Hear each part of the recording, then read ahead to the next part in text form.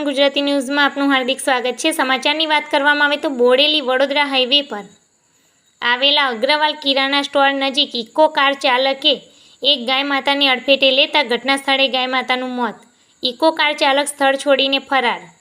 ગત રોજ મોડી રાત્રિએ વડોદરા તરફથી બોડેલી આવતી ઇકો કાર નંબર JJ06EH4721ના ચાલકે ગાયને અડફેટ લેતા ગાયનું ઘટના સ્થળે જ મોત થયું હતું અને ઇકો કારનો આગળનો ભાગ કચરઘાણ વળી ગયો હતો। બોડેલી પોલીસને જાણ થતાં પોલીસ સ્થળ પર પહોંચી હતી।